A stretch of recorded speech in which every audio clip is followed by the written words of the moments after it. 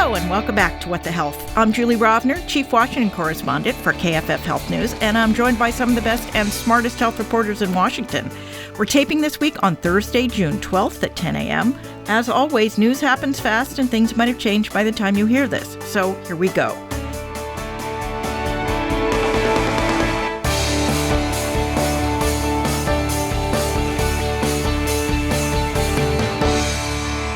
Today, we are joined via video conference by Anna Edney of Bloomberg News. Hi, everybody.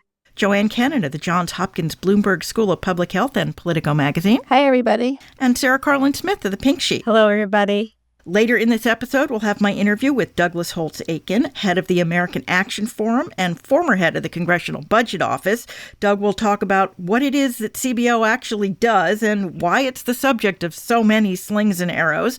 But first, this week's news. The biggest health news this week is out of the Department of Health and Human Services, where Secretary Robert F. Kennedy Jr. on Monday summarily fired all 17 members of the CDC's Vaccine Advisory Committee, something he expressly promised Republican Senator Bill Cassidy he wouldn't do in exchange for Cassidy's vote to confirm him last winter. Sarah, remind us what this committee does and why it matters who's on it. So they're a committee that advises CDC on who should use various vaccines approved in the U.S., and their recommendations translate, assuming they're accepted by the CDC, to whether vaccines are covered by most insurance plans and also reimbursed. There's various laws that we have that set out that require coverage of vaccines recommended by the ACIP and so forth. So without ACIP sort of recommendations, vaccines could be available in the U.S., but extremely unaffordable for many people. Oh, right, because they'll be uncovered. Correct. Your insurance company may choose not to reimburse them. And just to be clear, this is separate from the FDA's actual approval of the vaccines and the acknowledgement it's safe and effective, right, Anna? Yeah, there are two different roles here. So the FDA looks at all the safety and effectiveness data and decides, whether it's safe to come to market. And with ACIP, they are deciding whether these are things that children or adults or pregnant women, different categories of people, should be getting on a regular basis. So Wednesday afternoon, Secretary Kennedy named 8 replacements to the committee, including several with known anti-vaccine views. I suppose that's what we all expected, kind of? He also shrunk it, so there are fewer voices. The old panel, I believe, had 17, and the law says it has to have at least 8, and he appointed 8. As far as we know, that's all he's appointing, but who knows? A couple of more could straggle in, but as of now, it means there's less viewpoints, less voices, which may or may not turn out to be a good thing.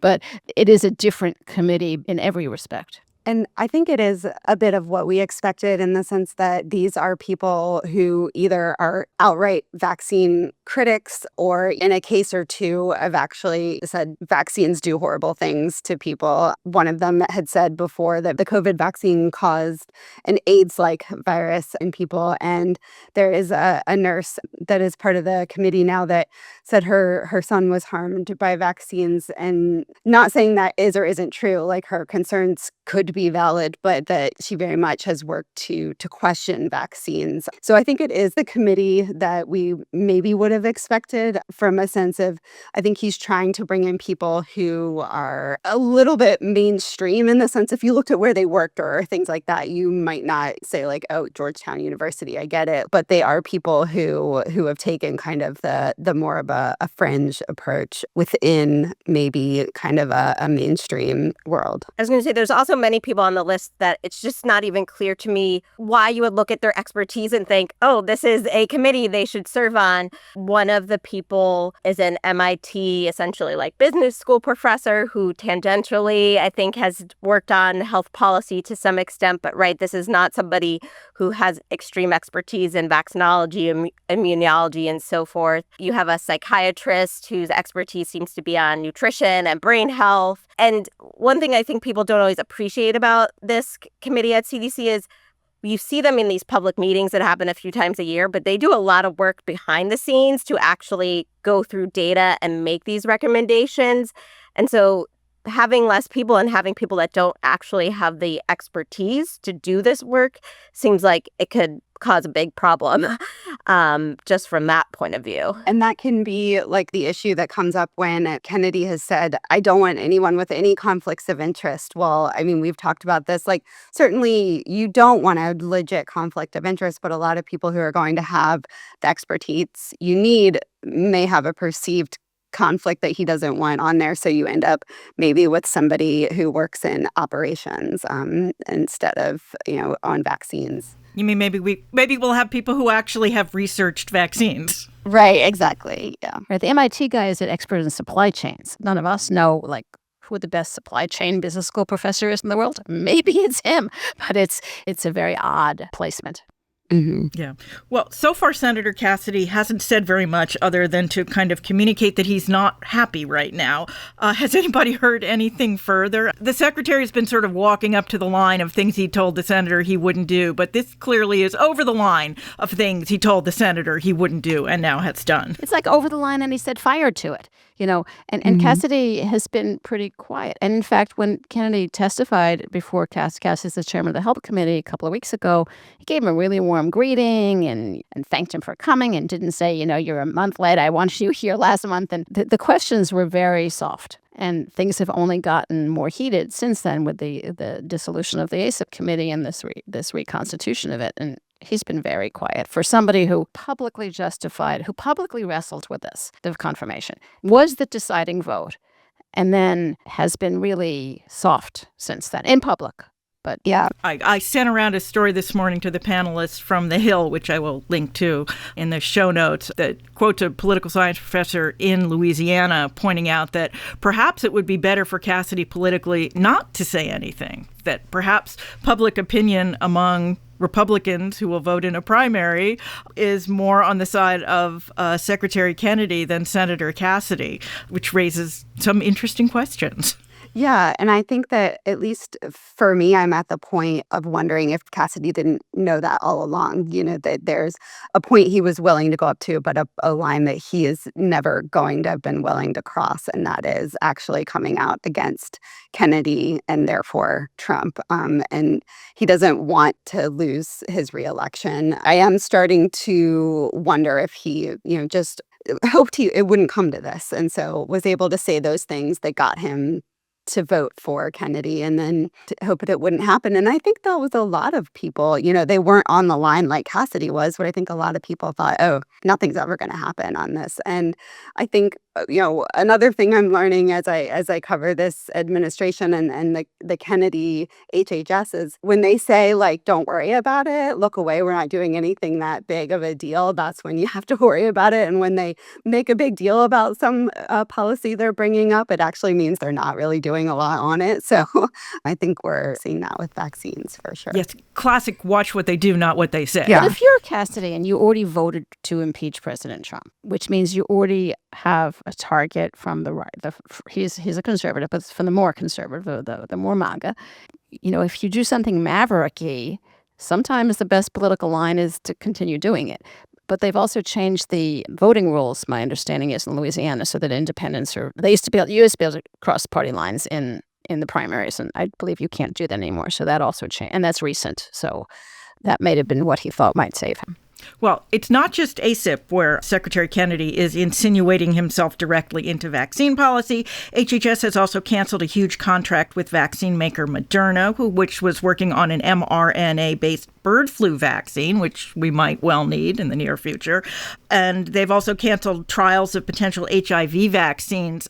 What do we know about what this HHS is doing in terms of vaccine policy? The bird flu contract, I think, is very concerning because it seems to go along the lines of many people in this administration and Kennedy's orbit who sometimes might seem a little bit okay with vaccines, more okay than Kennedy's record is.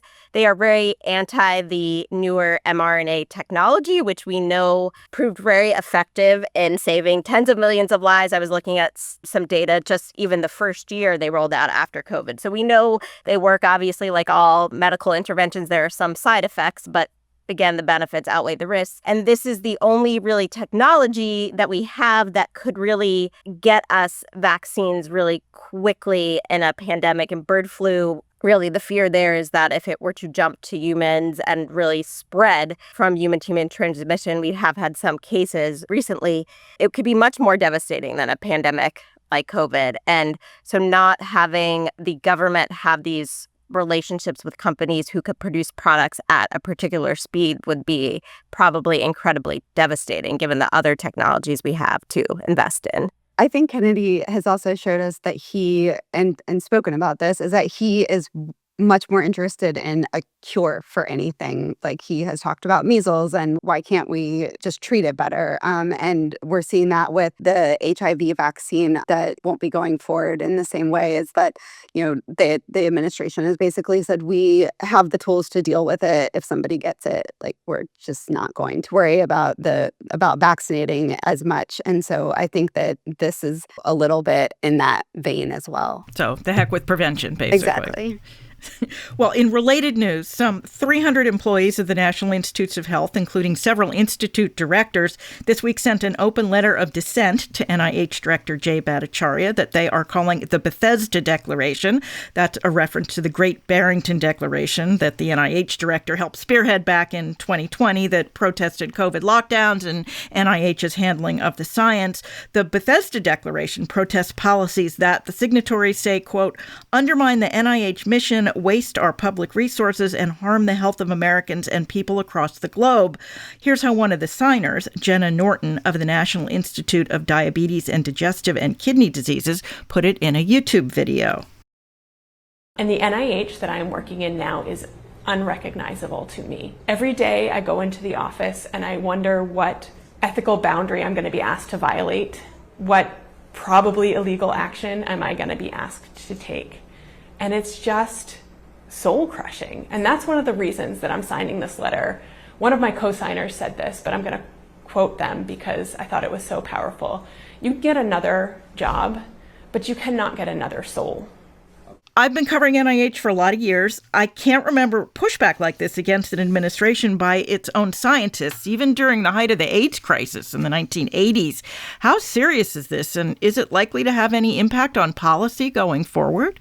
I think if you're seeing a good amount of these signers who signed their actual names, and if you're seeing that in the government, something is very serious, and there are huge concerns. I think because as a journalist, I try to reach people who work in the government all the time, and if they're not in the press office, if they speak to me, which is rare even, they do not want me to use their name. They do not want to be identified in any way because there are repercussions for that, and especially with this administration, I'm sure that there is some fear for people's jobs and in some instances, maybe even beyond. But I think that whether there will be any policy changes, that is a little less clear how this administration might take that to heart or listen to what they're saying. Bhattacharya was in front of the Senate Appropriations Subcommittee this week and was asked about it, but only sort of tangentially. I was a little bit surprised that obviously Republicans, we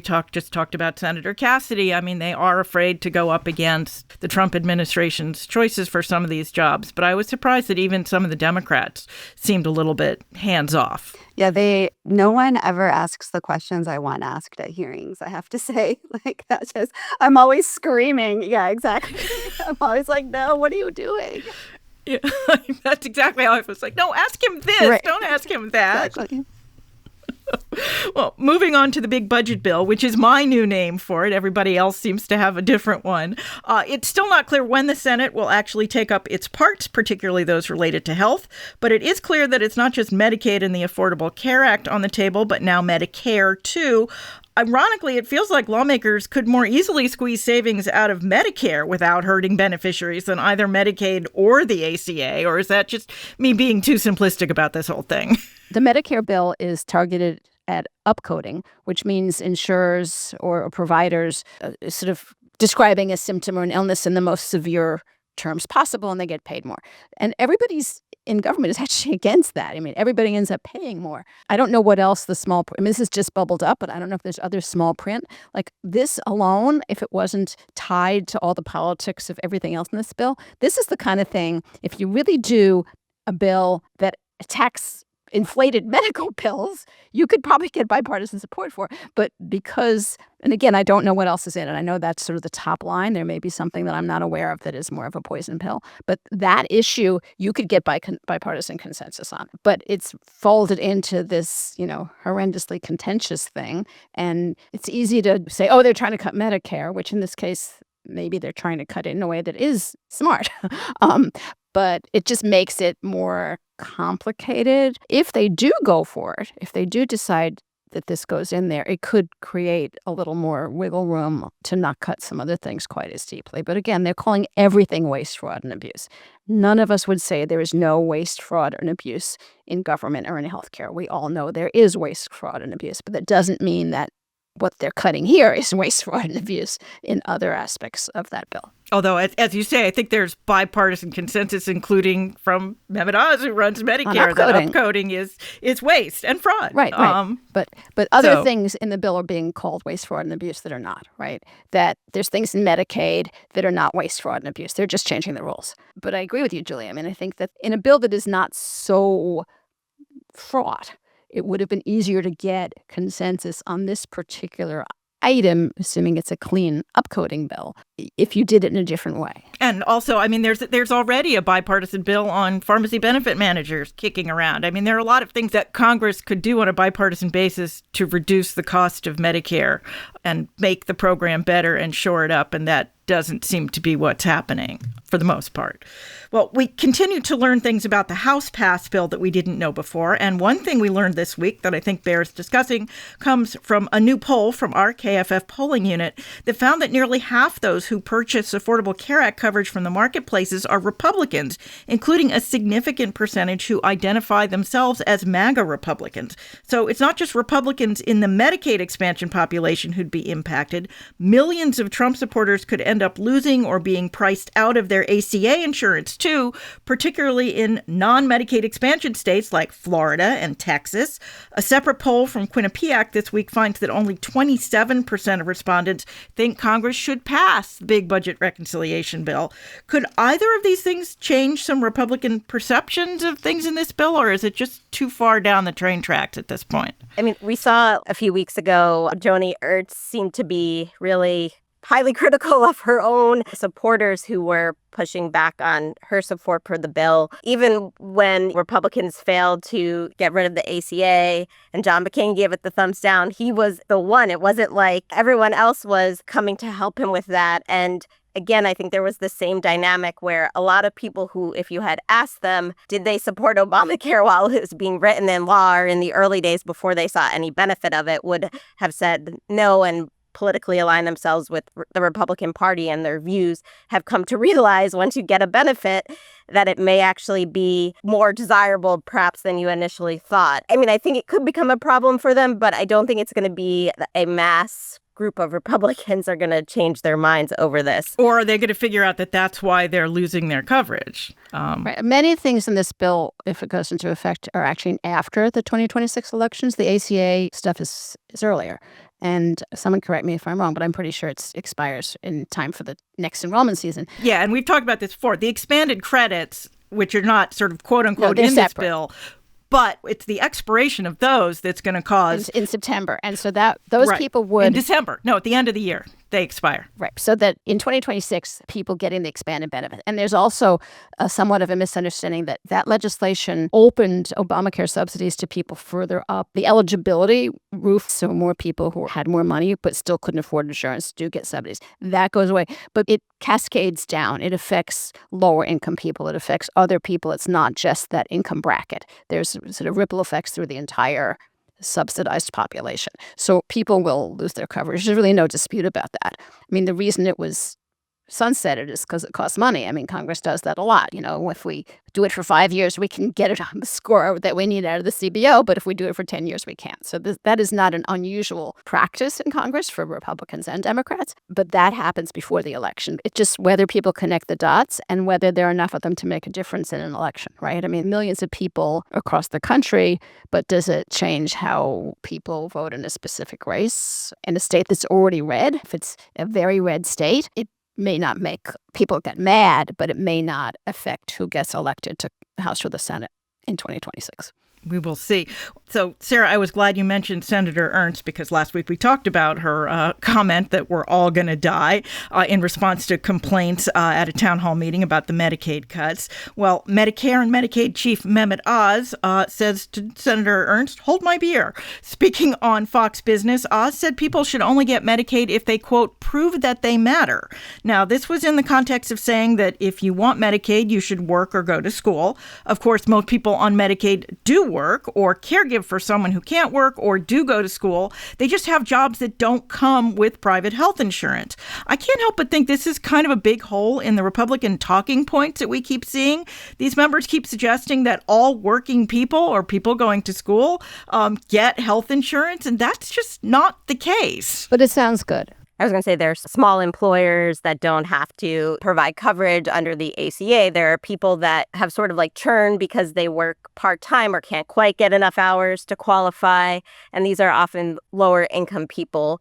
And I think the other thing I've seen people, especially like in the disability community and so forth, raises there's sort of an underlying rhetoric here that to get health care, you have to be deserving and to be working, that I think is starting to raise concerns because even though they kind of say they're not attacking that population that gets Medicaid, I think there is some concern about the language that they're using is placing a value on people's lives that, you know, just sort of undermines those that legitimately cannot work for no fault of their own. It's how the Republicans have begun talking about Medicaid again. Public opinion, and KFF has had some really interesting polls on this over the last few years, really interesting changes in public attitudes toward Medicaid, much more popular, and it's thought of even by many Republicans as a healthcare program, not a welfare program. What you've seen, and that's a change, what you've seen in the last couple of months is Republican leaders, notably Speaker Johnson, really talking about this as welfare. And it's very reminiscent of the Reagan years, the concept of the deserving poor that goes back decades, but we haven't heard it as much, that, you know, these are the people who deserve our help and, you know, these are the lazy bums or the cheats. I mean, Speaker Johnson didn't call them lazy bums and cheats, but there's this concept of some people deserve our help and the rest of them, tough luck. You know, they don't deserve it. And so that's a change in the rhetoric. And, you know, talking about waste and talking about fraud and talking about abuse is creating the impression that it's rampant, that, you know, that there's this huge abuse. And that's not the case. People are vetted for Medicaid and they do qualify for Medicaid. States have their own money and their own enrollment systems. They have every incentive to not cover people who don't deserve to be covered. Again, none of us are saying there's zero waste. We would never say that. None of us are saying there's zero abuse. But it's not like that's the defining characteristic of Medicaid, is that it's all, you know, fraud and abuse and that you can cut hundreds of millions of dollars out of it without anybody feeling any pain. There were a lot of Republican states that expanded Medicaid even when they didn't have to, that are going to feel this, and that's a whole nother issue that I think we will talk about probably in the weeks to come. I want to move to DOGE. Elon Musk is back in California, having had a very ugly breakup with President Trump and possibly a partial reconciliation. But the impact of DOGE continues across the federal government as well as at HHS. The latest news is apparently hundreds of CDC employees who were told that they were being laid off, who are now being told, never mind, come back to work. Of course, this news comes weeks after they were told they were being fired, and it's unclear how many of them have upended their work and family lives in the interim. But at the same time, much of the money that's supposed to be flowing, appropriations for the current fiscal year that were passed by Congress and signed by President Trump, apparently still being held up. What are you guys hearing about how things at HHS are or aren't going in the wake of the DOGE cutbacks? Go ahead, Sarah.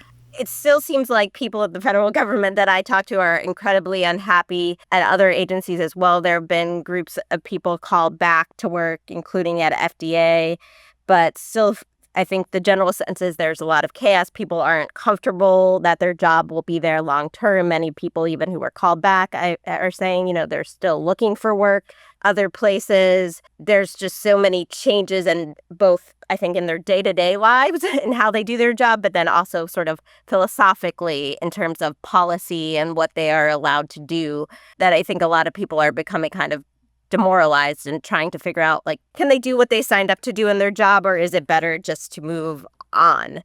And I think there's going to be long-term consequences for a lot of these government agencies. You mean being fired and unfired and refired doesn't make for a happy workplace? I was going to say a lot of them were called back to offices that they didn't always have to come to. They've lost people who have been working and never lost their job, have lost close colleagues, support staff they rely on to do their jobs. So it's really complicated, even if you're in the best case scenario, I think, at a lot of these agencies. And a loss of institutional memory, too, because nobody knows everything in your office. And in an office that functions, it's a collaborative, I know this, you know that. We work together and we come out with a better product. So that's been eviscerated. And then, we're all in a part of an industry that's seen a lot of downsizing and chaos in journalism, and the outcome is worse. When things get beaten up and battered and kicked out, things are harmed. And it's true of any industry, since we haven't been AI replaced yet.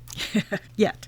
So it's been a while since we had a quote this week in private equity in healthcare, but this week, the governor of Oregon signed into law a pretty serious ban on private equity ownership of physician practices. Apparently, this was prompted by the purchase by Optum, that's the arm of United Health that is now the largest owner of physician practices in the U.S., of a multi-specialty group in Eugene, Oregon, that caused significant dislocation for patients and was charged by the state with impermissibly raising prices. Hospitals are not included in Oregon's ban, but I wonder if this is the start of a trend, or is this a one-off in a pretty blue state, which Oregon is? I think that it could be. I don't know, certainly, but I think to watch how it plays out might be quite interesting. The problem with private equity ownership of these doctors' offices is then the doctors don't feel that they, can actually give good care. They've got to move people through, it's all about how much money can they make or save so that private equity can get its reward. And so I think that people certainly are frustrated by it, as in people who get the care, also people who are doing legislating and things like that. So I wouldn't be surprised to see some other attempts at this pop up now that we've seen one. But Oregon is uniquely placed to get something like this through. They are a very blue state. They've got a history of some health reform stuff that's progressive. I don't think you'll see this dominoing through every state legislature in the short term. But I will also say that even in Oregon, it took a while to get this through. There was a lot of pushback because there is concern that without private equity, maybe some of these practices are going to go belly up. This is the continuing fight about the future of the healthcare workforce and who's going to underwrite it. Well, finally this week, I want to give a shout out to the biggest cause of childhood death and injury that is not being currently addressed by HHS, which is gun violence. According to a new study in JAMA Pediatrics, firearms deaths among children and teens grew significantly in states that loosened gun laws following a major Supreme Court decision in 2010. And it wasn't just accidents. The increase in deaths included homicides and suicides, too. Yet gun violence seems to have kind of disappeared from the national agenda for both parties. Yeah, you don't hear as much about it. I don't know why. I don't know if it's because we're inundated every day with a million things, and currently at the moment that just hasn't come up again as far as a tragedy that often tends to bring it back to people's front of mind. And I think that there is on the Republican side, at least, we're seeing tax cuts for gun silencers and things like that. So I think they're emboldened on the side of NRA, and I don't know if Democrats are seeing that and thinking it's a losing battle. What else can I focus my attention on? Well, it's in the news when there's a mass killing. Society is just sort of become inured or shut its eyes to the day-to-day. The accidents, the murders. Don't forget, a lot of our suicide problem is guns, including older white men in rural states who are very pro-gun. It's how they kill those who kill themselves. It is how they kill themselves. It's just something we have let happen. Plus, we're now back to arguing about whether or not vaccines are worthwhile. So I think a lot of the oxygen's being taken up with other issues at the moment. There's a very overcrowded bandwidth these days, yes. There is. I think that's fair. All right. Well, that is this week's news, or as much as we could squeeze in. Now we will play my interview with Doug Holtz-Eakin, and then we will come back and do our extra credits.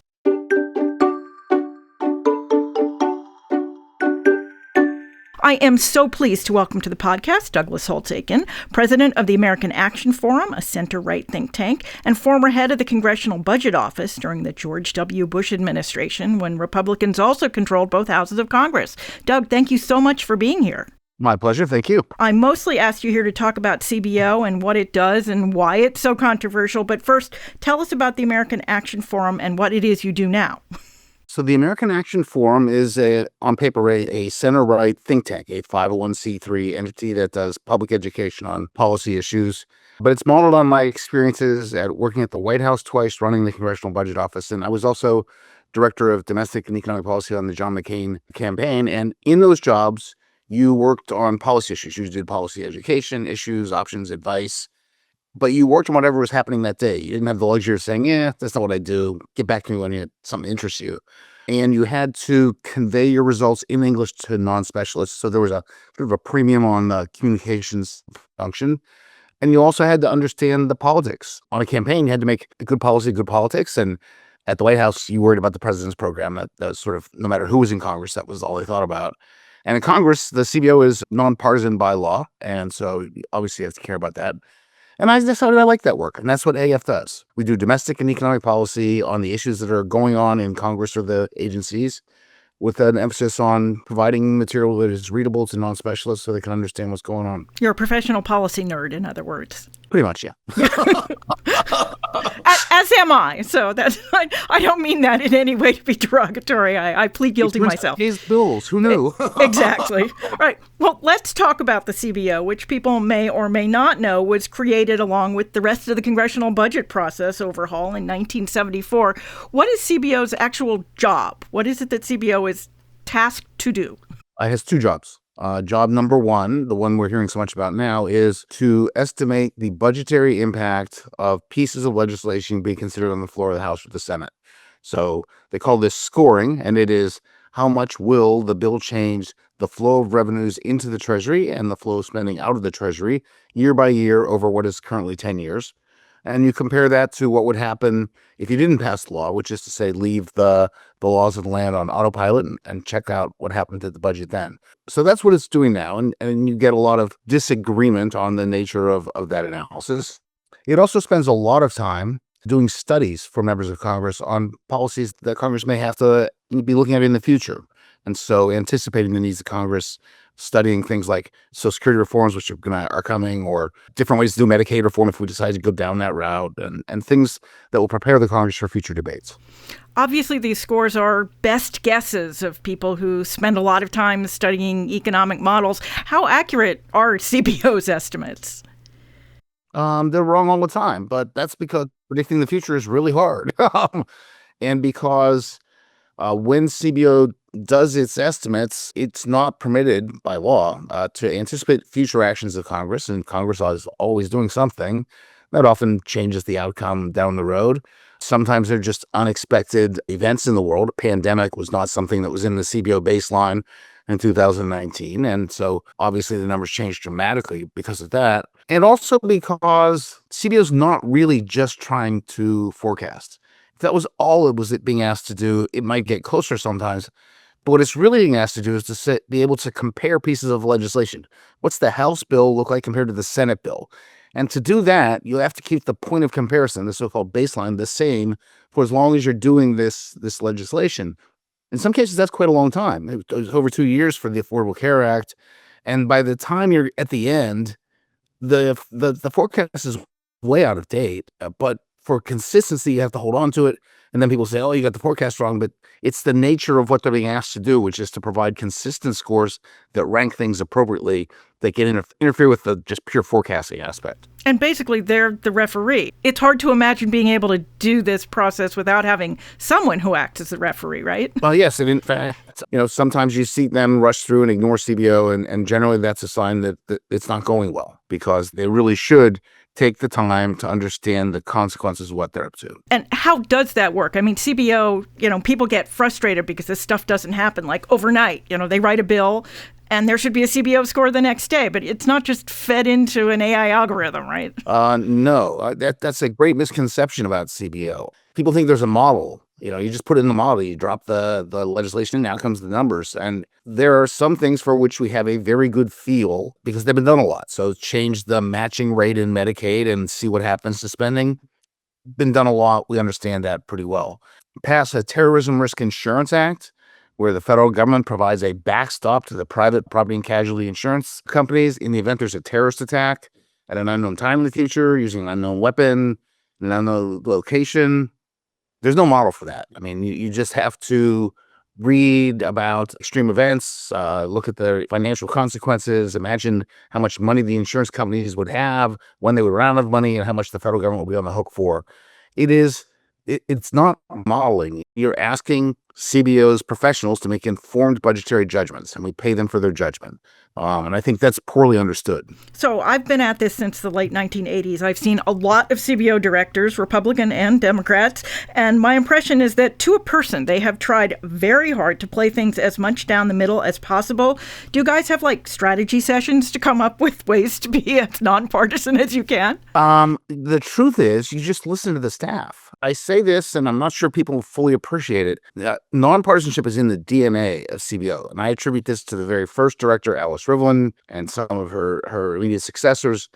They were interested in establishing the budget office, which had been invented in 1974, really got up and running a couple of years later, and they wanted to establish its credibility.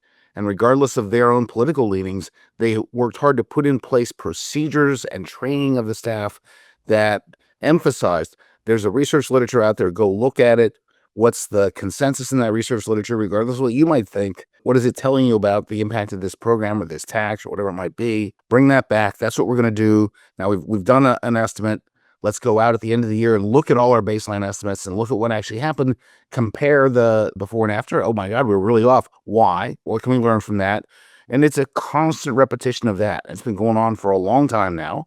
And with just outstanding results, I think. CBO's a very professional place that has a very specialized job and does it real well. So obviously, I mean, lawmakers have always complained about the CBO because you always complain about the referee. I mean, particularly if they say something you don't like or you disagree with.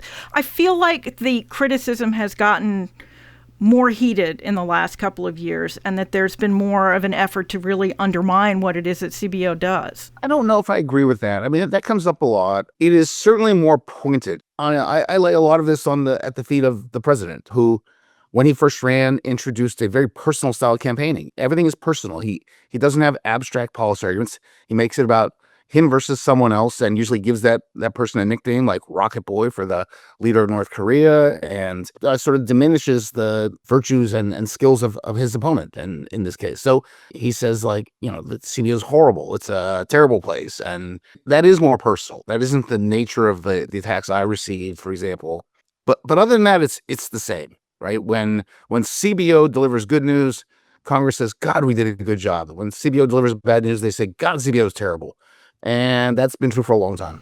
And I imagine it will in the future. Doug Holtz-Eakin, thank you so much for being here and explaining all this. Thank you.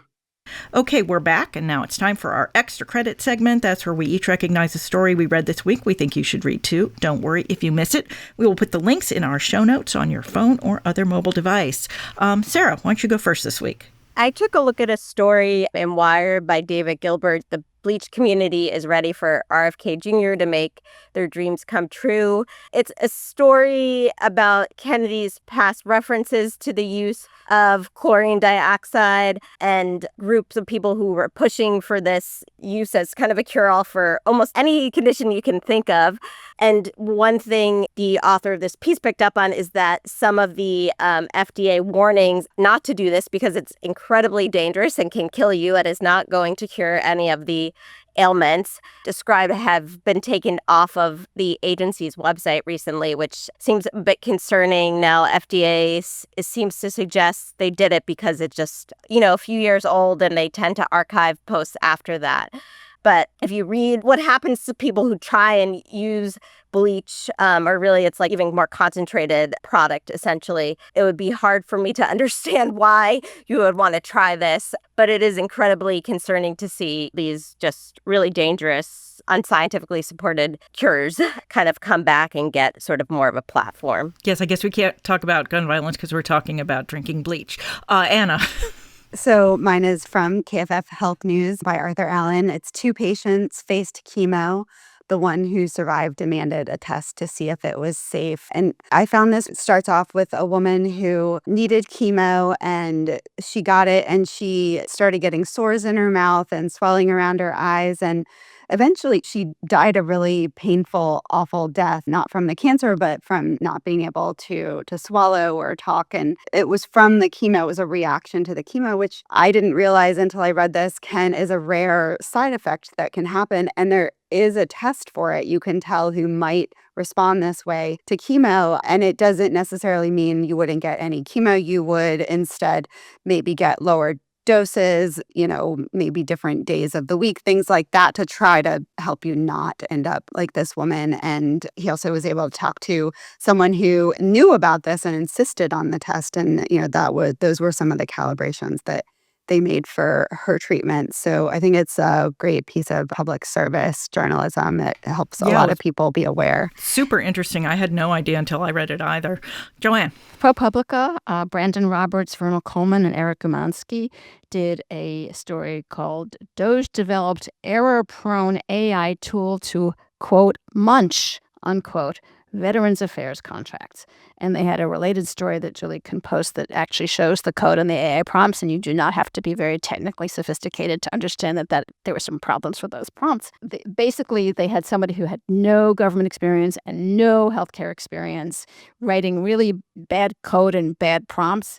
And we don't know how many of the contracts were actually canceled as opposed to flagged for canceling. There were things that they said were worth $4 million and weren't needed. There were actually $35,000, and essential things that really pertain to patient care, including programs to improve nursing care, were targeted. They were munched, which is not a word I had come across. So yes, it was sort of everything you suspected, and ProPublica documented it. Yeah, it's a very vivid story.